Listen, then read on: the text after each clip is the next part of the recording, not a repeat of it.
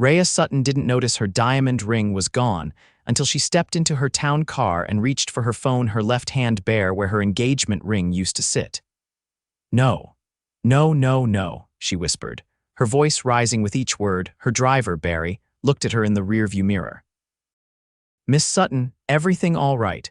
She was already yanking open the car door, her heels clicking hard against the pavement as she rushed back toward the crowd. The street fair had been packed wall to wall, people, food trucks, music, and she'd only stopped for 10 minutes. 10 minutes to grab a stupid lemonade and breathe like her assistant begged her to. Now her ring, the ring her mother left her, the only thing she'd kept after the funeral, was gone, somewhere out there, swallowed by the crowd. "Move," she said to no one in particular, pushing through people who were laughing, eating, living. She wasn't crying. Raya Sutton didn't cry, not in public, but her throat was tight and her fingers were beginning to tremble. A few blocks down, Zane Ellington gripped his 5-year-old daughter's hand tighter as they navigated the crowd. "Can we get ice cream now?" Nola looked up at him with big brown eyes and a lopsided ponytail. "Soon, Peanut," he said, adjusting the old backpack he wore slung across one shoulder. "Just need to find the lost and found booth. Someone dropped this and it doesn't belong to us." He held up the ring he'd found near the lemonade stand, silver band, massive diamond, definitely not fake. He didn't know much about jewelry, but he knew this was worth more than his truck, maybe more than everything he owned combined. Nola bounced beside him. "It's shiny." "Yeah, real shiny. He could have kept it. God knew they needed the money. Rent was overdue." His last job ended 2 days ago, and the temp agency hadn't called since. But Zane didn't steal. Never had. Not even when it would have been easy. He spotted a security booth near the corner of the street, a volunteer with an orange vest sipping a soda and scrolling through his phone. "Excuse me," Zane said, lifting the ring. "Someone lost this." The guy raised a brow. "Whoa, that's real, pretty sure." "You sure you don't want to just—" Zane's jaw ticked. "Just take it."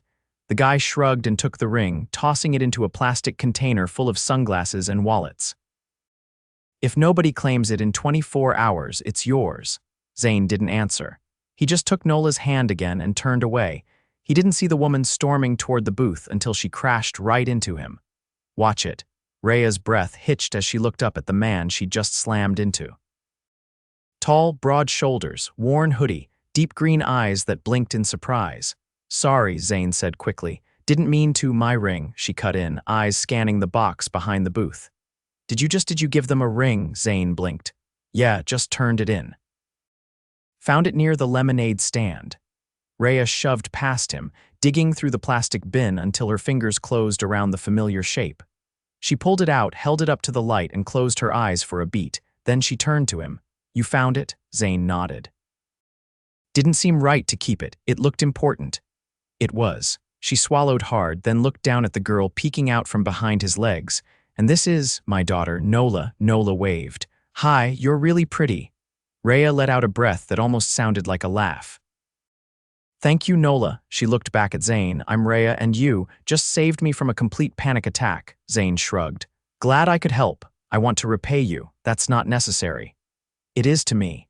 He opened his mouth to refuse again, but Nola tugged on his sleeve. "Can we still get ice cream?" Raya smiled. "Let me buy it for you." Zane hesitated. "I insist," she added. "Please." They sat on a bench near a food truck, Nola happily devouring a rainbow-colored cone while Zane kept throwing sideways glances at the woman beside him. She didn't look like she belonged here. Her clothes were sharp, expensive. Even her sunglasses screamed money. "So, what do you do?" he asked cautiously. "I'm the CEO of Sutton Tech," he blinked. "Wait, Sutton, like the smart home stuff. That's the one." "Damn," she grinned. "You can say it. I'm rich," Zane chuckled, shaking his head. "I wasn't gonna say that. You were thinking it." Maybe. Their eyes met and something shifted. It wasn't just gratitude anymore. There was curiosity there, interest. "I don't usually do this," Raya said. "Do what?" "Sit on a bench eating ice cream with strangers who return my diamond rings." Zane smirked. "I don't usually return diamond rings to billionaires, so I guess we're both making exceptions." She laughed, and it was a real laugh, bright and unguarded. Nola leaned against Zane's side, her cone nearly gone. Can we see her again? Zane looked down at her, surprised. You want to see her again? Nola nodded. She's nice. Raya looked at Zane. Well, he hesitated. You sure? I'm not asking for anything, she interrupted. Just, maybe dinner, to say thank you properly. Zane studied her for a second, then nodded slowly. All right, dinner. She pulled a business card from her purse and handed it to him. Call me. He looked down at it, sleek, white cardstock, just her name and number embossed in gold. When he looked up, she was already walking away, heels clicking against the pavement.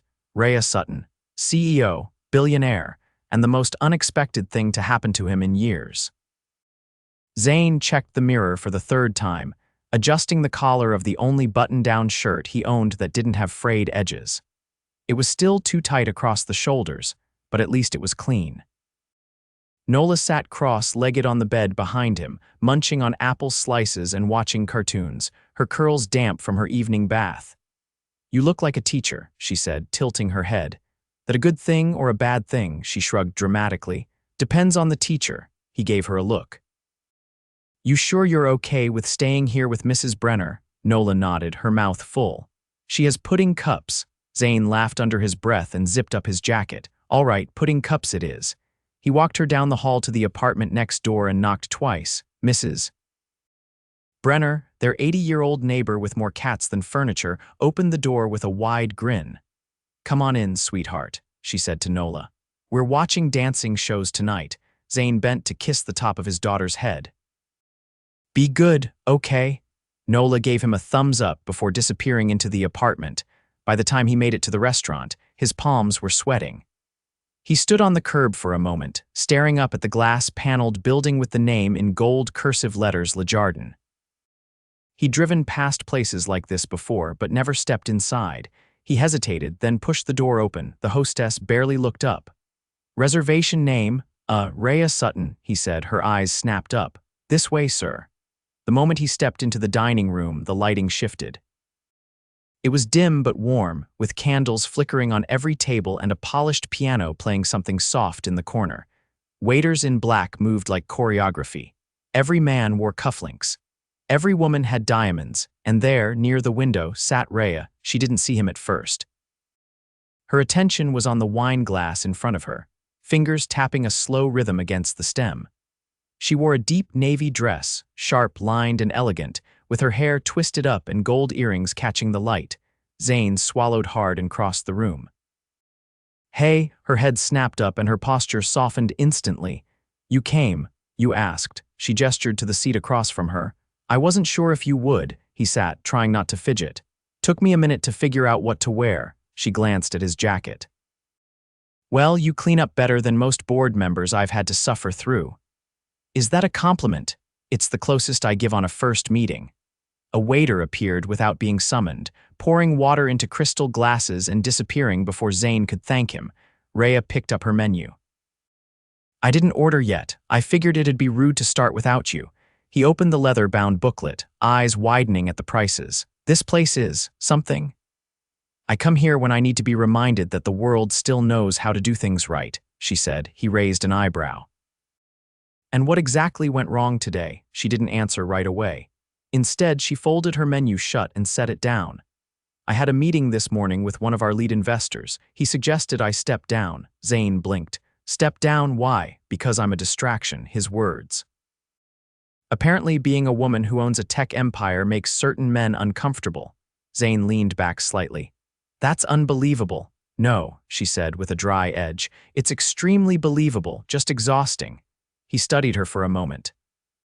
So why not sell the company? Because I built it from scratch, in my garage, with a busted laptop and a space heater that barely worked.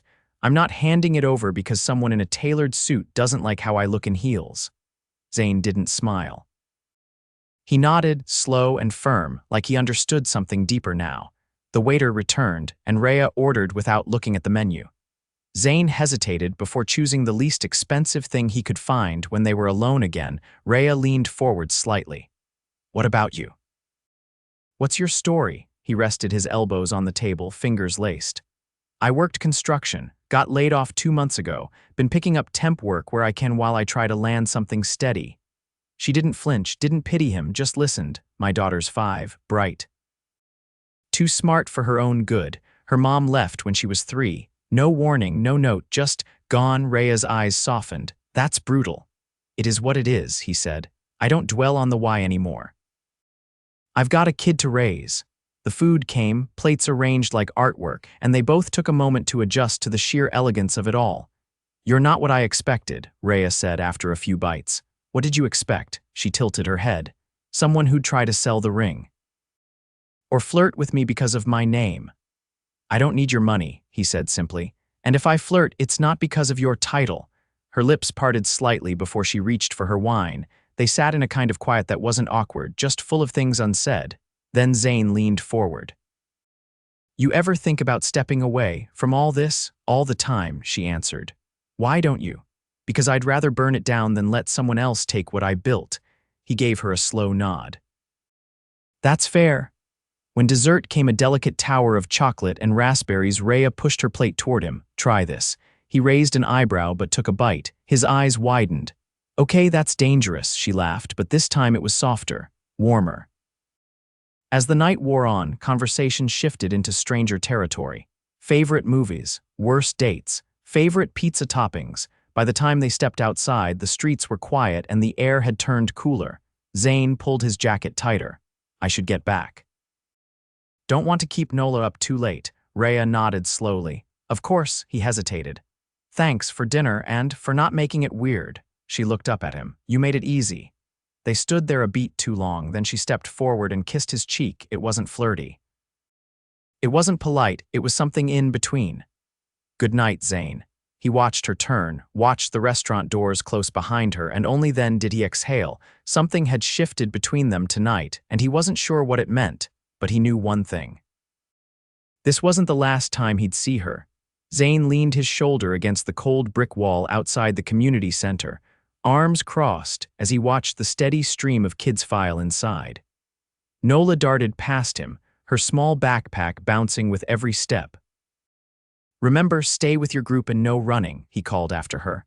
I know, Daddy, she yelled over her shoulder, disappearing through the doors. He let out a long breath and checked the time. 2 hours until pickup. His phone buzzed. Unknown number. He hesitated, then answered. Yeah. Zane, it's Raya. He straightened instinctively. Hey. I'm sorry for the short notice, but I need a favor. Can you come to the office today? He frowned. Your office? I'll explain when you get here. I'll have your name at the front desk, please. The line went dead. He stared at the phone for a second, then glanced at the center doors. 2 hours. He could make it. The building downtown was a shimmering glass tower that practically hummed with money. The doors glided open before he touched them, and the marble lobby gleamed so bright it made his boots look like they belonged in a construction zone, which, ironically, they did.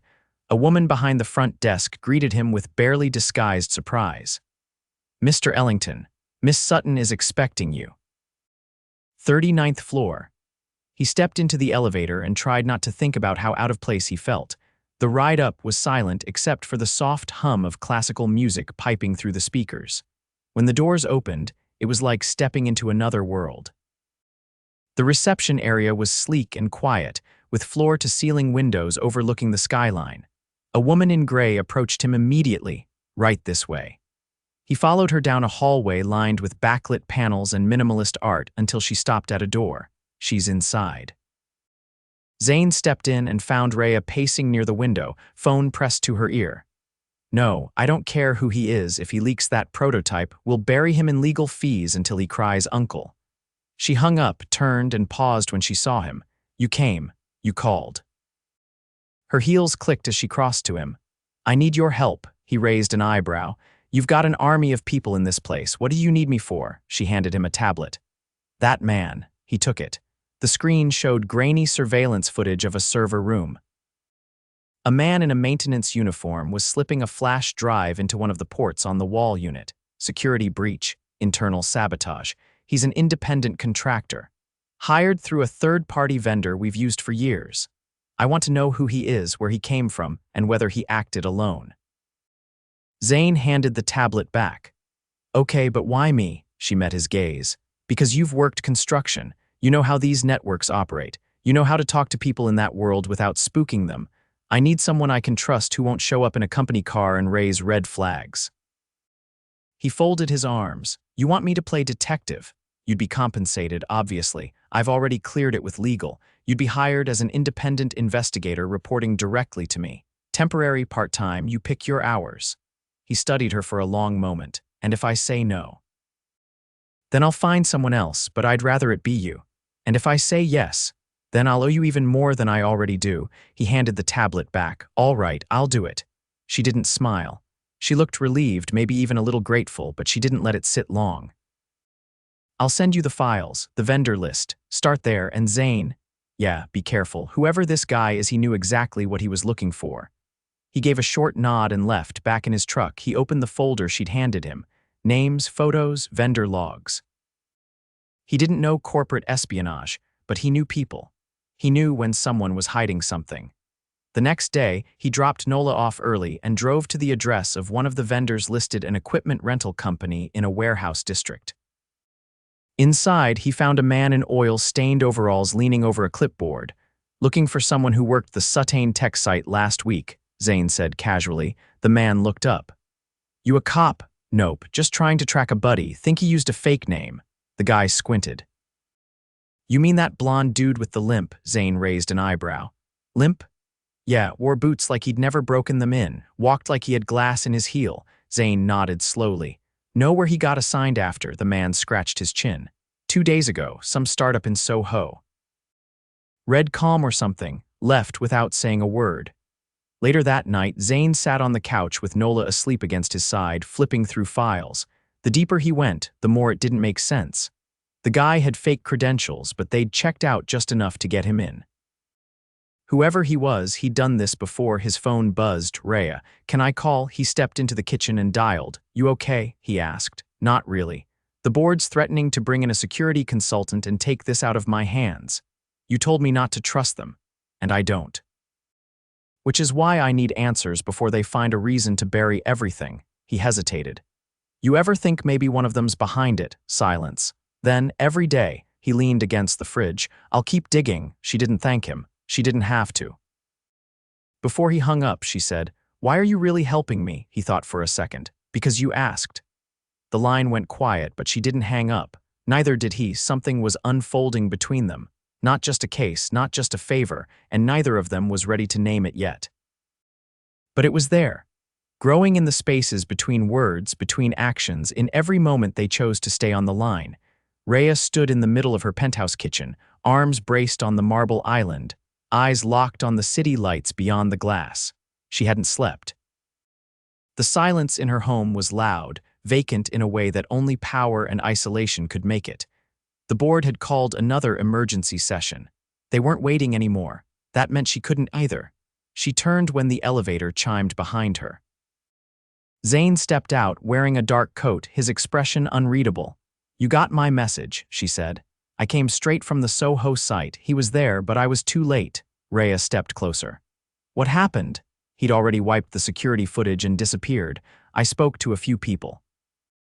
He used the same fake clearance, same ID, same alias, but this time he left behind something. He pulled a flash drive from his pocket and handed it to her. There were scratches across the casing and faint traces of red paint. She turned it over in her hand. "What's on it?" "I didn't check." "Figured you'd want your tech guys on it." Raya nodded. "They'll trace it tonight." Zane stepped back, his shoulders tight. "Raya, whoever this guy is, he's not just freelancing. Somebody's backing him. This isn't just sabotage, it's a hit job on your company, maybe even on you." She didn't flinch. "I know," his voice lowered. "You need to tell me what you're not saying." She met his eyes. 3 years ago, we acquired a startup that was developing voice-activated biometric security. One of the founders, a guy named Harlan Vicks, got pushed out after we bought the tech. He disappeared from the industry after a messy legal battle. We settled. Everyone moved on, or so I thought. Zane's brow furrowed. "You think he's behind this?" "I think he wants to destroy Sutton Tech from the inside before his own product goes public under our name." Zane let out a slow breath. "And your board doesn't know. If I tell them now, they'll use it to strip me of control. Say I kept secrets. Say I endangered the company." He walked to the windows, his hands in his pockets. You're not the only one with something to lose. She turned toward him. What do you mean? I got a call yesterday. Someone offered me money to walk away, told me to stop asking questions. Said I'd regret it if I didn't. Her eyes darkened. You didn't tell me. I didn't want to make it worse. You think this is about protecting me, it's about protecting Nola. His voice cracked the slightest bit. If something happens to me, don't, she cut in. Don't go there. He turned to face her fully. This thing's spinning out, and I need to know if you're going to fight or fold. Her jaw set. I've never folded in my life. He took a step forward. Then let me help you finish this. They stared at each other for a long moment, lines of fatigue and determination etched between them. All right, she said. We bring it to light, all of it, but on my terms. Zane nodded. What's the plan? Tomorrow night, there's a launch gala. Every investor, board member, and press outlet will be there. I'll make the announcement myself. Leak the breach, tie it to VIX, and take back control publicly. And if it backfires, then I go down swinging. The next evening, the ballroom of the Whitmore Hotel gleamed like an opal set in gold. Chandeliers the size of cars hung from the ceiling, and champagne flowed like water. Zane stood near the back, wearing a suit borrowed from a friend and scanning the crowd for threats. Raya arrived alone, heads turned, flashbulbs popped. She moved through the room like she owned it, and in a way she did, but her eyes found him first. You sure about this? He asked when she reached him. I was born sure. She stepped onto the stage, silence falling as her heels tapped against the platform. Her voice was calm, controlled, but carried enough power to slice through the tension. Tonight was supposed to be a celebration of innovation, but I won't stand in front of you and pretend everything behind this company is perfect. Because the truth is, we've been compromised. Not by our technology, but by the people who fear what it represents. Murmurs rippled through the crowd. In the last 2 weeks, we've uncovered a deliberate attempt to dismantle this company from within. The man responsible is Harlan Vicks, a former associate who leveraged old networks to sabotage our infrastructure. But we found him, gasps, a few scattered whispers, and we will prosecute. She paused. And for those wondering whether I speak for Sutton Tech, I do, and I will continue to do so. Because this company isn't just built on code, it's built on conviction. Thunderous applause erupted, louder than anyone expected. Even the board members, caught by the cameras, had no choice but to clap. Backstage, Zane pulled her into a corridor away from the crowd. You didn't just survive that, he said. You owned it. I had no choice. You always have a choice.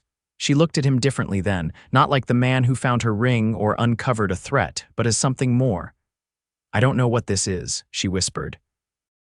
But I know I'm not ready for it to end. Neither am I. He stepped closer. I used to think I couldn't let anyone in. That being strong meant being alone, but you showed up and never tried to fix me. You just stood beside me. Zane touched her face. You didn't need fixing. She leaned in and he kissed her. It wasn't rushed or uncertain. It was full of the fire they'd been holding back, the kind that only burns hotter when it's earned. Later that week, he moved into a new apartment uptown, not hers, his. A gift, but not charity. She made that clear. I want you beside me, she said, but I'll never ask you to follow. He'd started consulting for another firm by then, quietly on his terms. Nola had her own room now and a patch of sky she could call her own. They didn't rush anything. But one Sunday afternoon, as they sat on a park bench watching Nola chase pigeons, Raya reached into her coat pocket and pulled out a small velvet box. Zane blinked. What's that? She opened it. Inside was the ring he'd returned to her. But this time, the band had been reset, 2 smaller diamonds flanking the center, delicate and new. She didn't say anything. She just held it out. Zane stared at it, then at her, then back at the ring. You sure? I've never been more. He took it, slipped it into his pocket, and pulled her into his arms. Nola shouted from the sidewalk, Are you guys getting married? Raya laughed. Eventually. Zane grinned at her. But first ice cream, she nodded. Always. They walked down the street hand in hand, the city unfolding ahead of them. No more secrets.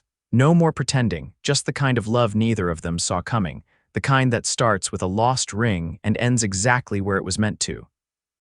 The first time Zane walked through the doors of Sutton Tech as more than a temporary consultant, he didn't wear a suit. He didn't need to. His name was already on the contract, the one Raya personally drafted with her legal team after the board meeting fallout 2 weeks earlier. She met him in the executive lounge, her heels already off, curled barefoot on the couch with a laptop in her lap and a mug of jasmine tea untouched on the table. "It's official," she said without looking up. "The last of the board holdouts signed off this morning. You're now our head of internal security and integrity." Zane raised a brow. "Not a mouthful at all. You'll get a nicer office than mine. I'll keep my truck." She looked up then, her eyes warm in the golden late afternoon light. "You're not going to make this easy, are you?" "Never." She stood, crossing to him. "Good. Easy is boring." He kissed her without hesitation, right there in the middle of the executive floor, right under the glass panels and motion sensors he'd personally helped redesign. She tasted like honey and stubbornness, and everything he'd never thought he'd have again. Later that night, they sat on the floor of Zane's apartment, no longer temporary, no longer modest, but still grounded in the life he came from. Nola had fallen asleep on the couch, her school project papers scattered around her like a nest of glitter and glue sticks. Zane leaned back against the ottoman and watched Raya flip through a book of fabric swatches. "You're serious about this?" She held up a sample of pale green silk. "I don't do anything halfway. You really want a spring wedding? I want a garden. I want candlelight. I want Nola dropping petals down the aisle, and you looking at me like I'm the only person in the universe. You already are." She lowered the swatch book and crawled over his legs, settling herself in his lap without ceremony. Her hair had come loose and her makeup was gone, but she was more radiant than she'd ever looked in a gown. "Then let's make it ours," she whispered. "Not a gala, not an event, just something real." He rested his forehead against hers. "I'll marry you in a parking lot if it means I get to call you mine. You're lucky I like you in denim," he laughed softly, the sound rumbling in his chest. "And you're lucky I like you a little bossy." She kissed him, slow and certain. 3 months later, they stood beneath a canopy of wisteria on a private estate just outside the city. There were no reporters, no press releases, no drones hovering above the hedges. Just a handful of close friends, Nola in a white lace dress, and a string quartet playing a gentle tune over the breeze. Zane wore a dark blue suit he'd let her pick. Raya wore a gown made of the very silk they'd chosen together, her hair down, her smile unguarded. The vows were handwritten. Simple, raw, honest. Nola held both their hands during the ceremony, her eyes wide and proud. When the officiant pronounced them husband and wife, Raya didn't wait for permission. She pulled Zane in with both hands and kissed him like she was staking a claim on the rest of her life. Later, while guests sipped champagne under the stars, Zane carried Nola on his shoulders through the candlelit garden.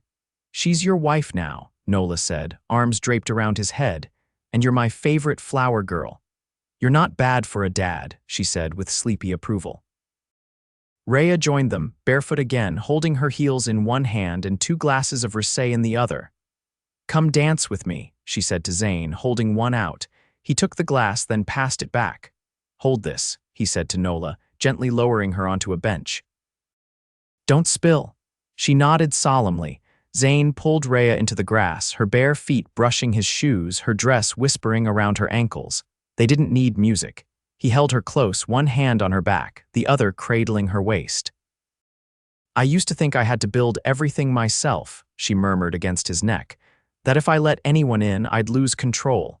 "You didn't lose anything," he said. "You just made room." She looked up at him, her eyes shining. "Promise me we never stop fighting for this. Only if you promise to stop hiding your flats in your office drawer and pretending you wear heels all day." She laughed, the sound rich and unburdened. As they swayed under the stars, the world felt distant. The city, the boardrooms, the hackers. The noise, all of it faded. They had each other now, not just in the way that filled a house or shared a name, but in the way that rebuilt everything from the ground up: trust, love, and the kind of future neither of them had dared to want until now. By the time the candles burned low and Nola had curled up in the backseat of the car clutching a bouquet of lavender and ribbon, Raya leaned into Zane's side, her cheek against his shoulder. "Let's not go on a honeymoon," she said softly. "No, let's build a life instead." He kissed her temple. already started, and they drove off into the night, the scent of flowers still clinging to their clothes, the laughter of their loved ones echoing behind them, together, unbreakable home.